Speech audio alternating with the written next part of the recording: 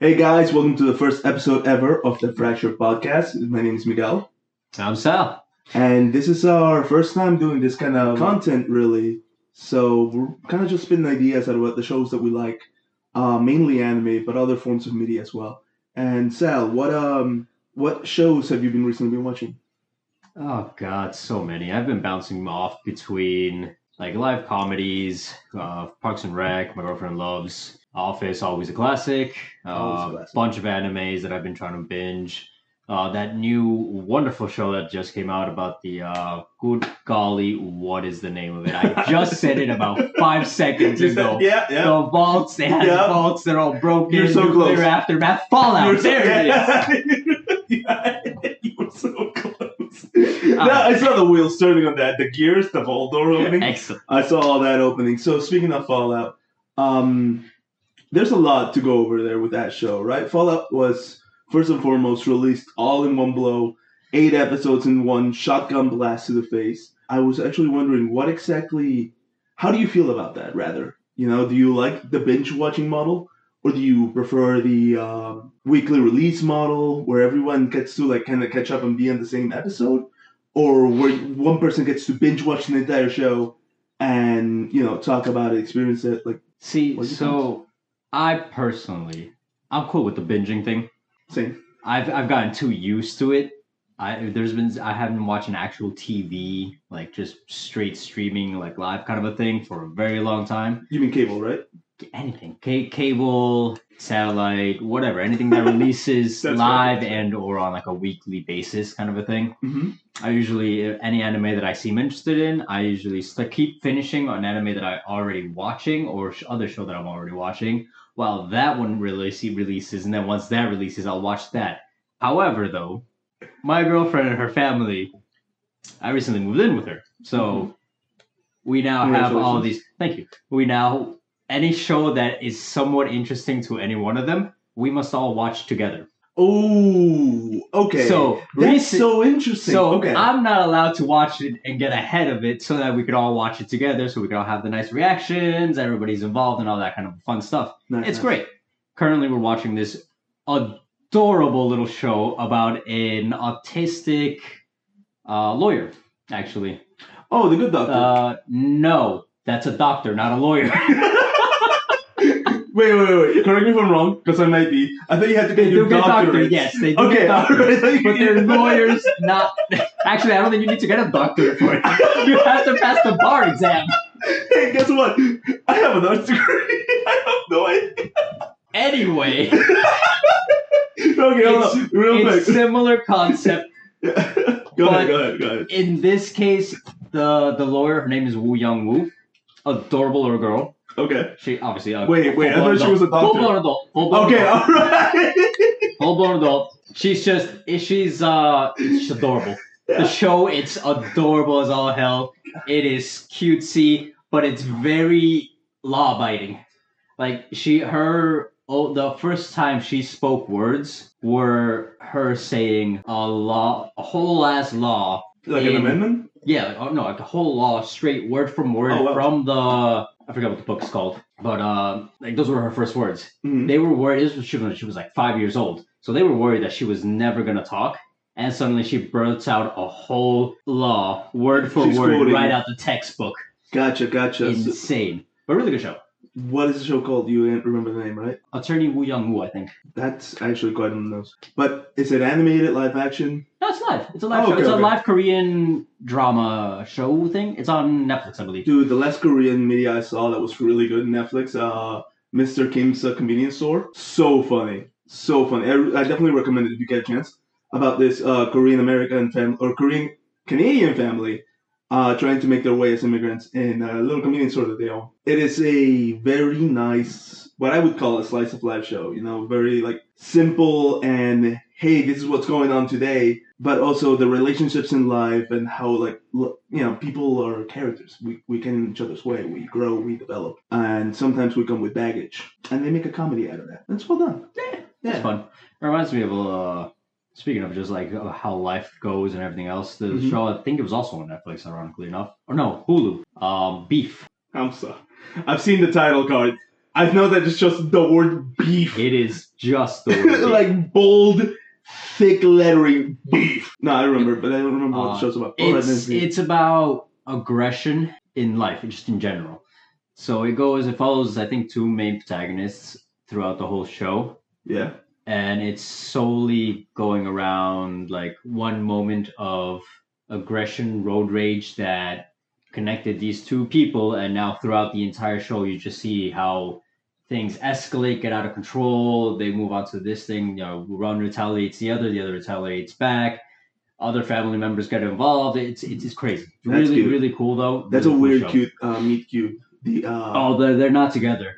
They hate each other. That's such passion. a that's hate such each a other twist. with a passion. So the meet cute is like all a this, like tool. the whole thing that occurred to them was the road rage episode is like, I think one cut off the other, and one of them got into such a road rage that they followed them for like 7 blocks, ran over a small park, like curb and all, blew that thing, kept going. Gotcha. And it just escalates from there. Yeah, the meet cute's a There's narrative peeing tool. involved. It had a lot of things happen. To like romance. I don't think I've ever seen it in a way for like hate, just to cultivate. The show's called a Beef. relationship of hate. It literally stands To for have beef. I got beef with you. Yeah, Bring that's, it. That's well done. But back to the binge model. Binge. Did I say bitch? I say bitch Binge. sometimes. I have an accent. It's okay. I can get away with it. I just said binge. Anyway. I have a group of friends with whom I watch a lot of media, right? We're all animators. We went to college together. And the thing that we like when we watch a show that we all like is that if it's on a binge model, we all will try to immediately watch it. Now, I have a certain friend who gets through it way faster than I ever can. And they like to spoil the show, which, you know me, I don't really care if you tell me a spoiler or not. I'm still going to watch it. Because the way the characters develop is important. What leads characters to certain decisions is important. And the world building also was very fascinating. Not that the Fallout show had a lot of world building that I needed to learn about. I was a big Fallout fan before Todd Howard blew it. But yeah, if you played the games, you definitely knew a lot of what was going to happen in general. Exactly. But still, right off the bat, the way the show releases itself is not like you already know automatically what's going to happen. It still throws so many curveballs right off the bat. Right. I think they did a great job at integrating. They were talking about this, the creator and Todd, about how they wanted to make the show its own game or its own game narrative. And it feels such a unique Fallout experience that I think it's well worth it just viewing it for that. If you're like a Fallout fan at all, even if you're not a Fallout fan, I think you'd enjoy it. I think there's hundreds of people out there that would get, they look at this and be like, that's good media. That's good media right there. In the world or in an era and time where there's so much media out there made on content that's in a different form, like video game shows have been made before. The Halo show comes to mind, but the Halo show wasn't very well received compared to the Fallout show. See, the guy behind the camera, Chris, agrees with us. It wasn't well received. So which one was that? Red and Blue, or was that the other one? Because I think they did another one. The fuck are you talking about, Red and Blue? The guy behind the camera knows what I'm talking about. It was I think it was a short. I think it was an animated show that released a while back. This was definitely before the one that got released on Paramount. Are you talking about you're talking Red about versus now. Blue? Yes, Red versus Blue. Yes. Yeah. This is way way Red back. versus Blue is way before. It's Rooster Teeth. Yeah, it was. Yeah. God, Rooster Teeth. Yeah. Can't believe they're still going. No, they're not. No? What happened? They shut down 2 weeks ago? Damn. Yeah. What? They shut down like a month ago? You can talk, man. Do it. No, I know where you're going. Don't do it. Oh, yeah. So he doesn't like that I mentioned why they shut down. So we're back now because I had to cut that. Rooster Teeth shut down. And crazy. Yeah. Especially since they were still releasing it. Like how just the popularity on Ruby alone. Correct. It got integrated into so many other shows too. That shit was crazy. Yeah. I think Rooster Teeth was a great case study on being fan-built, and then, whether it's because of you have a new parent company and the media that you make has to change now, or your release model has to change now, maybe your relationship with fans has changed. Suddenly you have to turn table, or you have to turn gears, and that relationship that you built with your fan and your fan group, it breaks apart, right? Yeah. The expansion of a company that was built from the ground up changed the way the content was distributed. And to me, at least, as a fan of Rooster Teeth, I felt that separation coming, and they kind of just fell off the content. You know? Yeah. It's a simple case of got too big too quick. Nothing more than that. I don't know if it was too quick. It was definitely a lot of work. I don't want to. No. It was definitely a lot of work. They put all the effort to them. It's just the point. There was a. It's like when you're looking at stocks. There was a huge increase after a very long amount of time, very quickly. Yes, a sharp increase. Yeah. Where they had a lot of employees. There was a lot of bloat. Yeah, it happens. Too much to handle. It happens to the best of us. Agree. Hopefully, if you hear the jingling bells in the background, that's my boy. Can't help me play with my cat. Sorry. Ironically enough, not the cat playing with the toys. No, the man. The grown man in my living room playing with the cat toys. Yes. So back to me. Fallout show. As I mentioned, Todd Howard was the lore keeper of the Fallout show, if I understand the story correctly, right? So the showrunners, the cameraman, everybody involved is a big Fallout fan, but they're talking to Todd Howard for the lore, what they can do, what they cannot do, and a big controversy with the show is what happened to Shady Sands. Sal, do you know anything about Shady Sands? I do not. Shady Sands is the birthplace of the NCR. The NCR, then forget what the N stands for, but California Republic. It's basically a faction in the Fallout world that in Fallout New Vegas being the fourth game in the franchise. Technically, because there's Brotherhood and Brotherhoods of Steel, yes. That game takes place in 2281, and the NCR is the strongest it's ever going to be, right? It's in California, it's in Nevada, it's expanding from the west. However, in the show taking place, I forget, but a little bit later than Fallout New Vegas, actually a lot later than Fallout New Vegas, because Fallout 4 is before this. So way later than Fallout New Vegas, the NCR has broken down. That wouldn't be an issue normally, but they placed the fall of the NCR of Shady Sands being the capital of the NCR, at 2177, which messes up everything. And it's a very simple and small mistake. Only mess up everything if they were following the narrative of the games, which they did say they weren't. They did say they were. They sorry. Almost like whatever, but they can't follow those things though directly though, as has been shown in almost every adaptation of. Correct. That's where I'm heading with this. Mostly because it's a live thing. It's real people, real environments, real. It's a different media. Process. Yeah. I would have been so cool with you telling me that this is an Elseworld story. Like the moment you tell me this is lore accurate and canon, people are gonna poke holes through it. Because I didn't find out this thing about the NCR. You can't do that though. You can't. No offense to any conglomerate everywhere. It is so hard to be lore specific in this day and age because there is one person somewhere in this world that knows one random fact that's gonna poke a hole right through it. 100%. There's a lot of people who are both very passionate and perhaps it's that parasocial relationship that people sometimes get with streamers. I think sometimes that people have that with media, and I want to say that it's a positive to the power of media to make a connection with so many people. But there's definitely people out there that get obsessed with media and learn way too much about it. I'm one of those people. I have my niche media that I like. A lot of knowledge in Elden Ring and anime I would trade in for astrophysics, or knowing that a lawyer's degree doesn't require you to get a doctorate.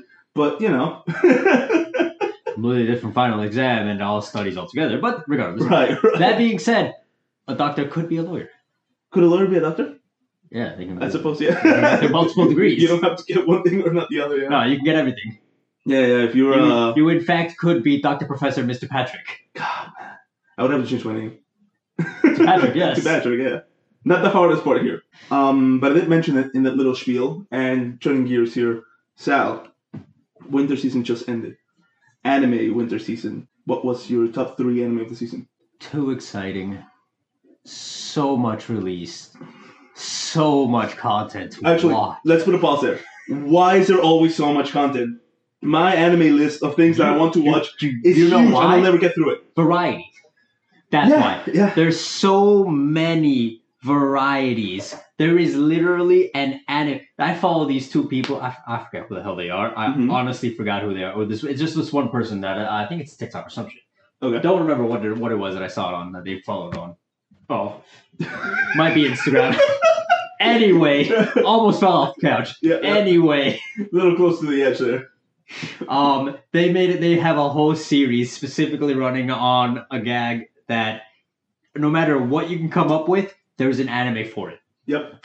Any sentence, any possible scenario, there's an anime for I it. saw they're playing Mad Libs over there. Goddamn right. Yeah. That being said, they also have a running joke that Megamind is a perfect movie and It has is. something with just about everything in it. Yeah. Megamind 1 is Still the gotta watch epitome of media. You haven't seen I Megamind 1? Have not Scrap seen that it. script. Megamind 1 is a fantastic film, and here is why. No, it's not. Yes, it it's is. not Mega Man. It's Megamind. Megamind, you're right. You're right. Megamind 1 is the epitome of films, and here is why. So I hear. It's Megamind begins with this Superman-esque story that I'm not actually getting into this. I have the script.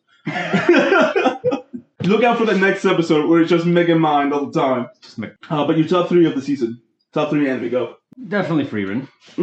Freerun. Just it tells the tale that everyone wants to know. What the hell happens after the hero wins? Yeah. Like, period. Mhm. And I like the way they went in this one. There's another one that I watched. It's good God, what was it? The World's Finest Assassin. Or reincarnated as the World's Finest Assassin. It's another isekai. Freerun's not an isekai. Is it though? It's not. You sure? Yes. There's the isekai in itself has so many sub-genres in itself. I don't know what's what anymore. No, I don't blame you. I don't blame you. Genuinely don't know what's what anymore. Freerun's just a fantasy anime. So much isekai goes to a fantasy world.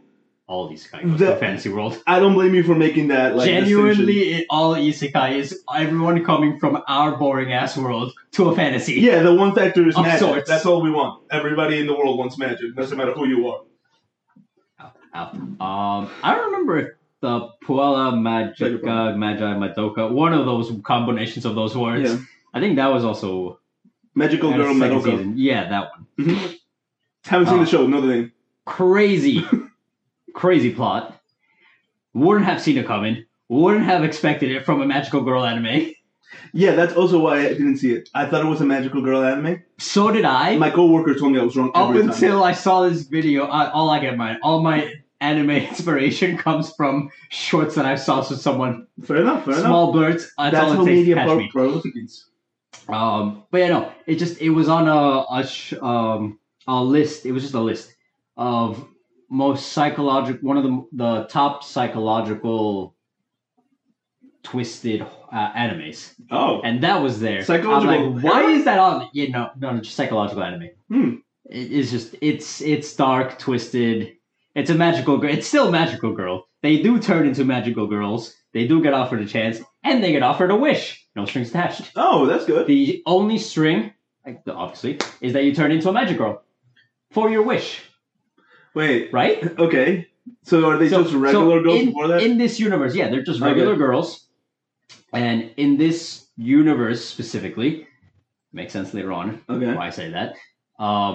They get offered a chance to be offered a wish, and in return for that wish, you create a contract with the creature that comes to offer you said wish, and you become a magical girl. Gotcha. And you go off and fight witches. Oh, so they're not fighting each other. No, they Okay. fight witches. Without giving too much of the rest of it away, they do have the option to fight each other. Spoiler warning, I guess. Possibly. Not really. It's in Okay, the, okay. I do believe it's in the description. It's also an old anime, I'll and look it's on trailer. TikTok all over the place. So I if think you haven't the seen, newest season came out not too long ago. yeah, I wish I It's knew past- who made the animation because that looks so good. I don't I know. still haven't seen it. My coworker told me to watch it. I didn't. I wasn't listening to her, so I'm not gonna. Just You for my should deals. watch it. I should watch It's it. good. Yeah. Once you get past the fact that it's a Magical Girl. it's a anime? magical girl anime, that's the only thing it has in common with other magical girl animes, Gotcha. is that it's a magical girl anime. The worst Yeah, thing about it is that it's essentially they just go off, fight witches, destroy the witches, but there's only so many of them. So obviously, that's where it gets to the whole psychological thing, is that they have the option to fight each other. Gotcha. There are no rules on any of it whatsoever outside of you make your wish gets granted, you become a magical girl. So what does that have to do with Freerun, though? There's a list that where the season got either revamped or something. Wait, was Madoka in this season? I think so. Was Madoka part of your anime list? I'm sorry if I don't remember. remember all. My bad. That might have been my bad. Well, I definitely just watched it. Tell you that much. Okay, well then that's in the winter season for you, and that's fine. That can also be part of absolutely. your answer, dude. You're not gonna like this one because I enjoyed this one. But the Don't Mess With Me, Miss Nagatoro, it's adorable. All right. I have heard things. I believe it's the one where the guy gets bullied, right? Yeah, he gets bullied by the girl in the lower class. Hilarious. In the lower class? Yeah, it's a proletariat. Wait, what do you mean? It's in Japan. So they have the same senior by freshman. Gotcha. Yeah, yes. Senior by freshman. Okay, I thought it was like the bourgeoisie will rise again. I mean, essentially. No, it isn't. I think he's richer. Not the. Okay. What am I supposed to say? That was surprising. Don't nod at me, guy behind the camera that we don't have because it's an audio podcast. It's behind the back. There is a camera. No, there's not. That laptop doesn't have a camera. Now he's got a camera. You little.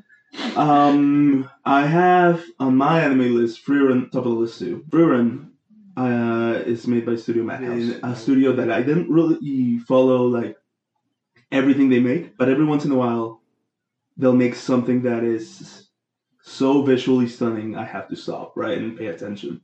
And I think that is Frieren for them. Overlord, they experimented a lot with 3D animation, with the skeletons walking and the goblin army, and it looked a little funky, but it didn't look bad, right? You can tell they were experimenting, you can tell they were trying something new. I'll take that over what they did with, no offense to the show, I heard it's very good, but the new Bash the Stampede one. You're crazy. Trigun, the new Trigun is wild. I can't get over the new animation. Wow. I can't get over the animation.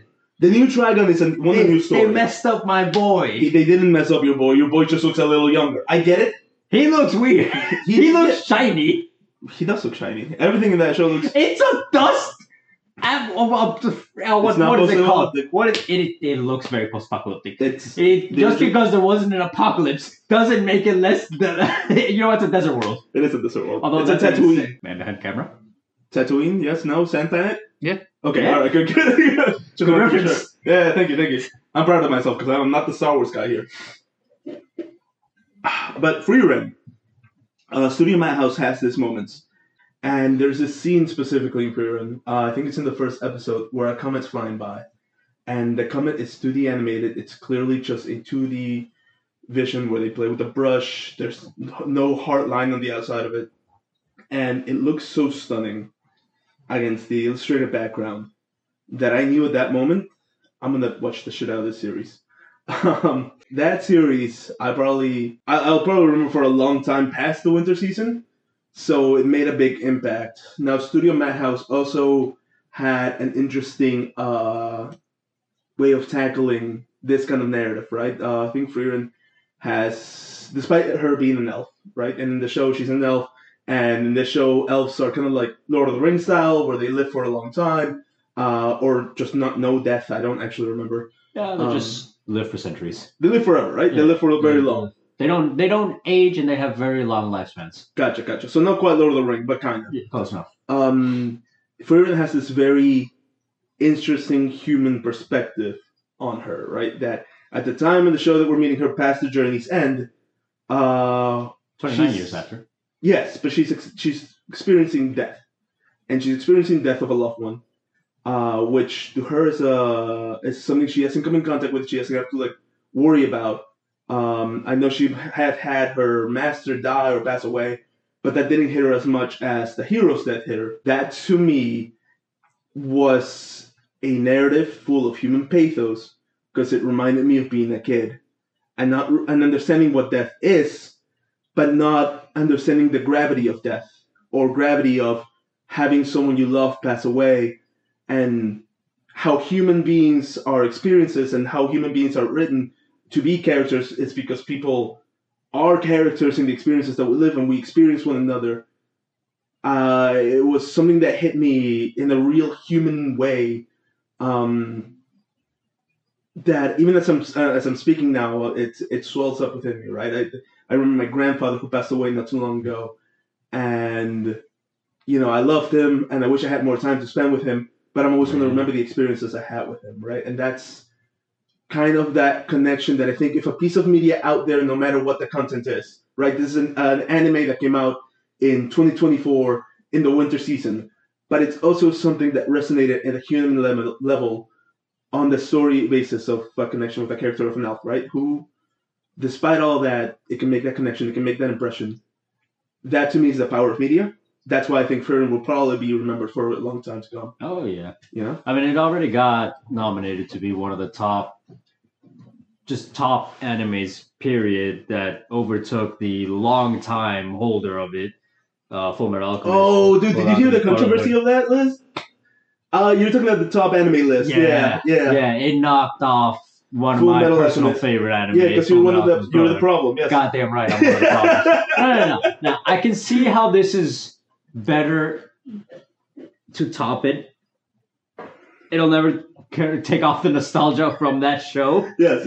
But it's definitely it's just more fluid. There's more of a story to tell. It really answers a lot of questions about all these shows, heroes, stories. Yeah. What happens after? It's weirdly mundane but exciting at the same time. Exactly. You nailed it. It keeps you intrigued just enough, and then it makes it mundane again, and then it intrigues you again. Yeah. It's great. It's such a nice balance between fantasy and human characteristics, human stories. I really like Fern and the guy whose name I forget. Mr. Shark. Yeah, Stark. That I like the romance story that's built because I've never seen a romance story in anime that I like. It's very rare, at least. I don't usually see good romances being built.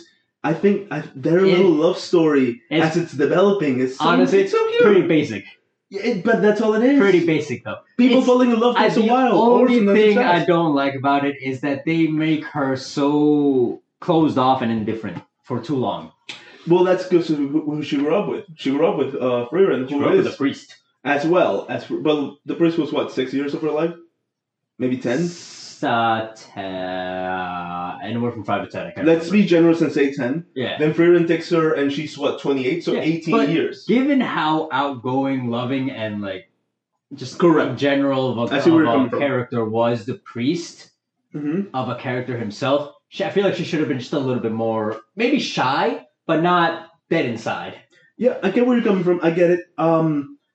As someone who was, I grew up with a family in Peru a certain way, and then I came here and, I was in a different environment. I can tell you that I've learned more or retained more of a personality from being here over 18 years, 19 now. So I kind of don't dislike that she's closed off because I do believe that she would have learned more from Frieren than the old man. That being said, she probably holds the old man to a very dear memory, and I think we see that in the show as well.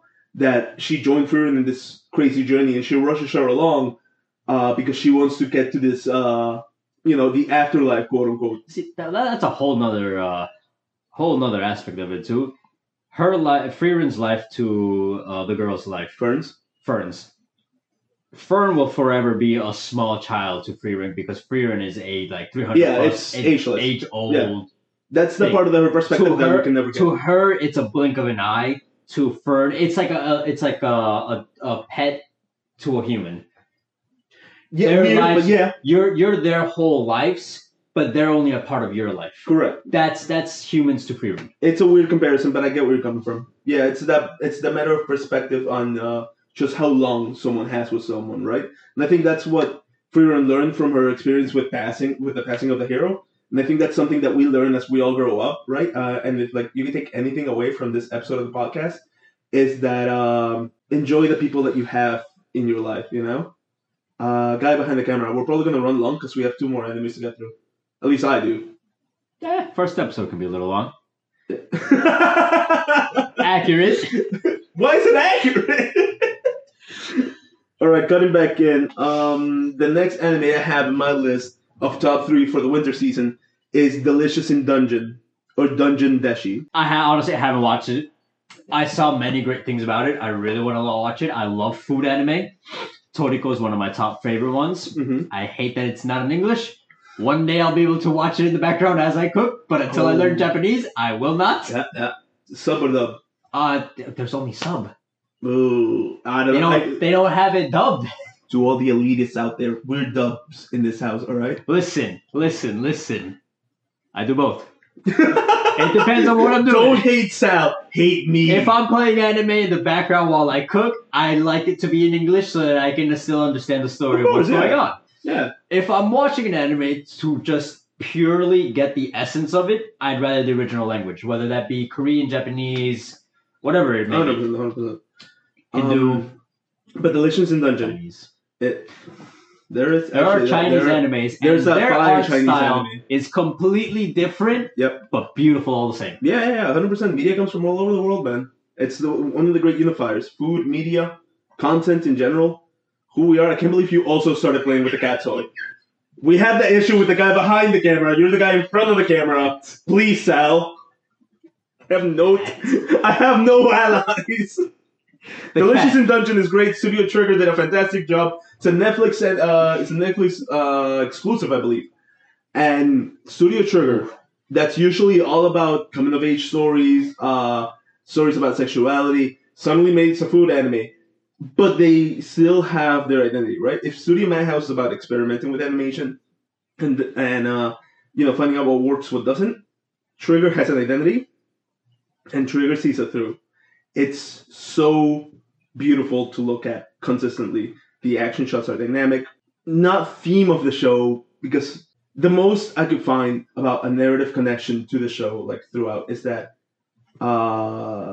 it's eat or be eaten, right? It's about survival. It's an experience with our friends. And while I don't regard this one as such a heavy show as I do with Frieren, I do feel like this show deserves to be in the top 3. It's beautifully animated. The story's great. The characters are funny. The characters are really likable, actually. Characters are really funny. And they're all unique. And when it comes to character design, there's something to be said about the silhouette sticking, right? And you have to make a silhouette matter. Every character in that show, even the background characters, have a unique silhouette, a unique design. There's this one guy who's dark skinned and blue eyes, and he's the coolest looking character in the show. Not at all the main character. We get like maybe 2 episodes with him. Excellent. It's so good. The show is so needed. good. Yeah. Clearly, that's all you needed. But that takes my number 2 spot. Sal, what about you? I don't want to say the ones that are have already pretty much out there, ongoing and still going. Obviously, One Piece, Naruto, Whatever you think. all the fun stuff. No. Well, I'm a big One Piece fan. You are. It's a problem. It is a 3,000 episode problem. Yeah, it is. I have watched nearly all of them. Never gonna watch it. I'm almost caught up. Mm-hmm. I am horribly excited for the new one that's coming out. That is just going to be a re-release of everything that's been watching. Makes me feel like I wasted a little bit of my time, but at the same time, makes me feel like I can rewatch it in a new way, and it's fantastic because I love that. Let's And the Netflix adaptation was it enjoyable. good? Hold on. I enjoyed it. That's a whole nother topic. I am an oddball in that category. We could talk more about that later on. Because live media, like we just talked about it with the Fallout thing, and another way that media reflects live action media later on, and how sometimes that reflection isn't very pretty. Live action from anime is a whole nother topic. Coming from books to live action is one thing. Coming from an anime, you already have a visual. That's it's already a visual media that has no limitations compared to physical reality. Yeah, agreed. Number 3. I went first and number 2. You can go first and number 3 if you'd like. There's too many. There's just too many. Okay. I've been watching so many goddamn shows. I enjoy almost all of them because I will not watch a show if I don't like it. I won't watch more than 2 episodes. You're getting ahead of me. That was going to be my last question. That's a whole nother thing. Yeah. But my number 3 show was The Wrong Way to Use Healing Magic. Because as far as... Yeah. I still can't believe it. Yeah, because it's fun. It's another show where a good guy does good things. Right? And if you can accept that, and maybe that's not the most complex narrative structure, but if you can accept that and just enjoy it, it's just an enjoyable show. There's also, as we go down my list, the characters' names become less known to me because, frankly, like, the impressions weren't as strong. But the narrative of this guy just refusing to take life, just a very Spider-Man-esque, very Superman-esque, hey, I want to be the good guy. I want to do the right thing. I'm a shill for that.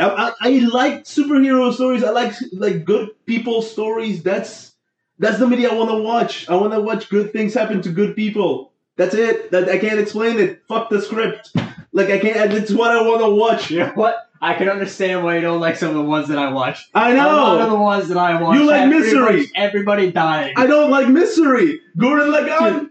Gurren Lagann, Jujutsu Kaisen, Kill la Kill, not Why? Kill la Why? Kill. Akame got killed. Wrong Yeah. kill, my bad. It's okay.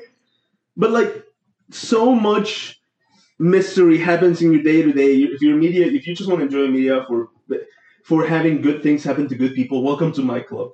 All right, if you just want to watch Spider-Man whip the bad guys, Superman beat up the bad guys.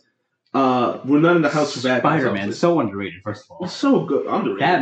That man can destroy Oh, you people mean if he wanted to. yes. Physically, He yes. could be a Physically, menace. yes. He could Yeah. be a menace. Yeah. And then that's where I put Naofumi, I believe is his name, in the wrong way to use healing magic, where it's this very underrated power of just healing, but I like that they use it to hyper intensify his physical training. Right? Go ahead. No, I was just gonna say it's it's a fun take on healing magic Mm-hmm. because this man came into this world, so he obviously gets like better healing magic than anybody else. Mhm. Obviously, there's someone there that already has similar style that can train him, that make protagonists and all whatnot without telling any more of the story. No spoilers. But Unless we like, decide to he has, out of the general aspect of healing, I come here, I heal your wound, whatever. I can kind of heal my own wounds. This man takes it to a whole nother level. It's a really cool, different way of seeing that. Yeah, and it reminded me of the monk class in some iterations of the Final Fantasy games in D&D. It has a very like RPG-esque aesthetic. I don't remember which version of the Final Fantasy game series that monk can heal itself really well. I think it might have been 3 or 4. Regardless of the fact, it's just very. I can't help but to feel like that show was influenced by some sort of RPG, and it wears that inspiration on its shoulder. I don't think it's a bad thing. Not quite on its sleeve. Honestly, I Because I feel really like see a lot of I feel monsters. like they more took it in the terms of similar to actually Shangri-La Frontier, which I also enjoyed. See, that's one you could have talked about because I haven't heard of the one. Talk. Fun. It's just it was some closer akin to what was that game? Sword Art Online, where you get you're in a virtual world playing video games and whatnot. It's not really a isekai, but the man goes into this after playing years of terrible games with bunch of glitches, bunch of So is it bugs, things. He loves shitty games. Yep, the 'Cause they're average more Bethesda difficult. fan. Yeah, Mhm. yeah, exactly that. Go on. He loves the punishment, Yeah. but he eventually, his local game guy decides to offer him to try. Why not try one of the popular games for once? Makes sense. Plays it. It runs so smooth that he can just pretty much. It's like what we used to do back in Dark Souls. One Punch Man runs. Oh. Glass cannon wow. all the way. This man has sold all his initial armor Mm-hmm.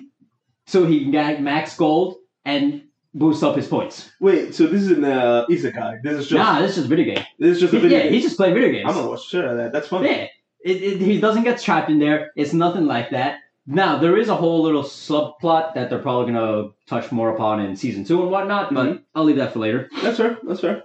The main focus of it is just the him playing the video game. That's all Season 1. And it's just him being a glass cannon. The man gets cursed because he decides to take on one of the major bosses. Okay. And I can akin to that because when I started playing God of War Ragnarok, the first open world God of War game, I got stuck in so many spots begrudgingly solely because I was underleveled for the area and I wanted to beat it.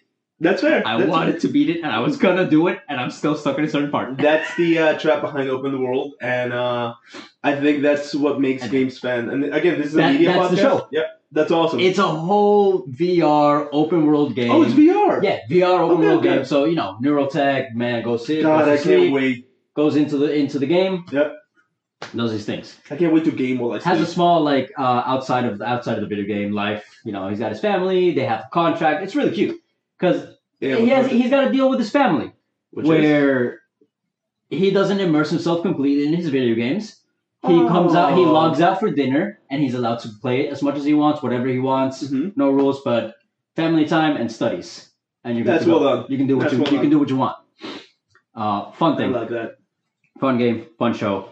I forgot my point. That's okay. Got That's lost in Shangri-La. Guess what you told me? Shangri-La Frontier is a fun show, and that was your top. That was one of your top 3. Sal, I appreciate that. I But binged the hell out of that. let me ask you a final I'll tell you question. that much. If you were to give a show a chance, how many episodes? I know you mentioned 2, but is that a hard rule? Hard 2 episodes? No. See that I don't have a rule. Mm-hmm. Lately, it's different. It used to be that I'll give a show as many episodes as because I'll watch it because someone told me something about it. Agreed. And that is purely and entirely how I consume my content. Mhm. Lately, it's been Instagram. Instagram, TikTok. There's so many social medias out there that you can just go on the internet and The proliferation there's, of so many media things. happens through social Radio, video, whatever. I see a show, I see a clip, it intrigues me, I watch it. If it involves the genres that I enjoy, which for me kind of is terrible because I enjoy all genres, media. everything from slice of life to psychological horrors that'll twist your mind up worse than ever before, Mm-mm. and everything in between. Cooking, to questionable content that some people may look down upon, but there's more to the story if you really give it a chance. So not Konosuba, just something deeper. Nah, not even that bad. No, not hentai. Just the ones that are a little bit more questionable. It's again, moral. Listen, first of all, we don't want to. That's a whole nother thing. I did enjoy Avatar: The Last Airbender, the live action. Oh no, we don't have so time to much get hate. into that. So much hate, I am but part I of your enjoyed team. it. Nope, we don't have time to get into that. Sal, thanks for joining us in this episode of the Fracture Podcast. Thank you for joining us, and that's it, guys. Thanks for watching. Like and comment, subscribe, do all the things. Thank you. Bye.